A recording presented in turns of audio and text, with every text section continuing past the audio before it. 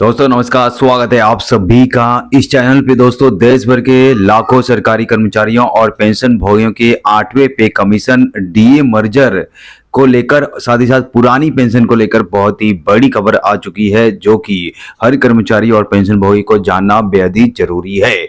अगर दोस्तों आप सरकारी कर्मचारी या पेंशन भोगी हैं तो इस वीडियो को अभी से लाइक कर दीजिए, क्योंकि आपके लिए बहुत ही इंपॉर्टेंट जानकारी मिलने वाली है, जो कि अन्य चैनलों पे आपको नहीं मिलती है। अन्य चैनलों पे केवल मिर्च मसाला लगा के आपको सारी खबरें दी जाती है, लेकिन हमारा एकमात्र ऐसा चैनल है जो कि बिना मिर्च मसाला लगाए ही खबरों को दिया जाता है। जो सही है, सटीक है, वही खबर आपको दी जाती है, कोई भी बिना मिर्च मसाला लगाए। तो आप अगर विश्वास करते हैं तो चैनल को सब्सक्राइब कर लीजिए, वीडियो को अब लाइक कर दीजिए। तो चलिए दोस्तों, यहाँ पे सबसे पहले बड़ी खबर के बारे में जानते हैं जो संसद से निकल कर आ रही है।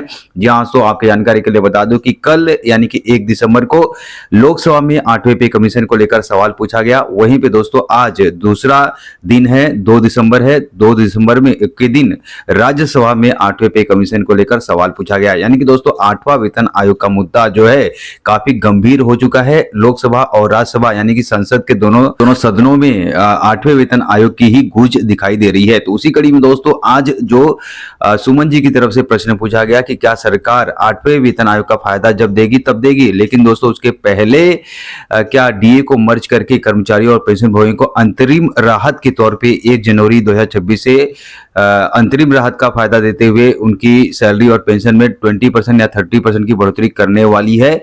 साथ ही साथ उन्होंने पूछा है कि क्या पेंशन भोगियों को 8वें वेतन आयोग का फायदा दिया जाएगा या नहीं दिया जाएगा। जावेद अली खान जी ने पूछा। अक्सर क्या है कि दोस्तों अभी इस समय 8वें पे कमीशन को लेकर यह चर्चा उठ रही है कि पेंशन भोगियों को इससे दूर रखा जाएगा, पेंशन भोगियों को 8वें वेतन आयोग का फायदा नहीं दिया जाएगा। कई पेंशन भोगी इसको लेकर असमंजस में हैं। तो उसी को लेकर जावेद अली खान ने सरकार से पूछा कि क्या वास्तव में क्या सही है कि पेंशन भोगियों को 8वें वेतन आयोग का फायदा नहीं मिलेगा। तो दोस्तों इन सारी बातों को क्लियर किया है वित्त मंत्रालय में राज्य मंत्री श्री पंकज चौधरी ने। जहां वित्त मंत्रालय में राज्य मंत्री श्री पंकज चौधरी ने कहा कि 8वें वेतन आयोग का गठन कर दिया गया है।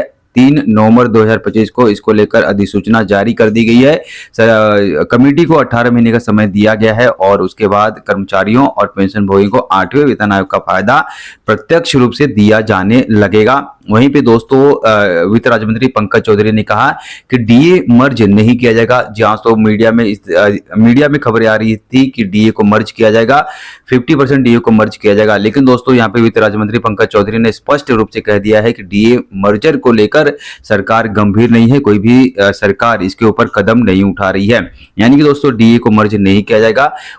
वहीं दोस्तों सबसे बड़ा मुद्दा यह था कि पेंशन भोगियों को 8वें वेतन आयोग का फायदा दिया जाएगा या नहीं दिया जाएगा। तो उसको लेकर वित्त राज्य मंत्री पंकज चौधरी ने कह दिया है कि पेंशन भोगियों को भी 8वें वेतन आयोग का फायदा दिया जाएगा, यानी कि पेंशन भोगियों की पेंशन संशोधित की जाएगी 8वें वेतन आयोग के हिसाब से।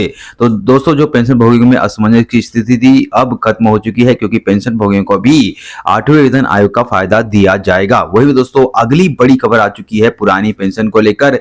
जहां तो बड़ी खबर, बड़ी खुशखबरी आ चुकी है। दिल्ली हाईकोर्ट ने बहुत ही बड़ा फैसला सुनाया है पुरानी पेंशन को लेकर। जहां तो अर्धसैनिक बल यानी कि पैरामिलिट्री फोर्स असम राइफल जो है वो दिल्ली हाईकोर्ट में गया था और पुरानी पेंशन की मांग की थी। तो उसको लेकर फैसला आ चुका है।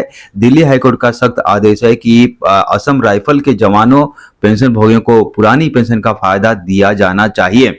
यहाँ से जैसे कि आपको पता है कि 1 जनवरी 2004 के बाद जो कर्मी भर्ती हुए हैं तो उनको पुरानी पेंशन का फायदा नहीं मिलता है। तो ऐसे में दोस्तों ये दिल्ली हाईकोर्ट में मामला गया था और दिल्ली हाईकोर्ट ने बहुत ही बड़ा फैसला सुनाया है कि असम राइफल के जवानों को भी पुरानी पेंशन का फायदा दिया जाएगा। वो भी सेना के समान है, तो सेना के समान उनको भी ट्रीट किया जाएगा, उनको भी पुरानी पेंशन का फायदा दिया जाना चाहिए। तो दोस्तों केंद्र सरकार को सख्त हिदायत दिया गया है, गृह मंत्रालय को सख्त हिदायत दिया गया है कि इसके ऊपर कदम उठाए और नीतिगत फैसला लेते हुए असम राइफल के जवानों और पेंशन भोगियों को पुरानी पेंशन का फायदा देने का जो है आदेश जारी करे और आदेश की कॉपी जो है हाई कोर्ट को भी सौंपे। आई होप दोस्तों जानकारी आपके लिए उपयोगी है, तो इस वीडियो को लाइक और शेयर सबके साथ जरूर कीजिए। मिलते हैं एक नए वीडियो के साथ, तब तक के लिए बाय, जय।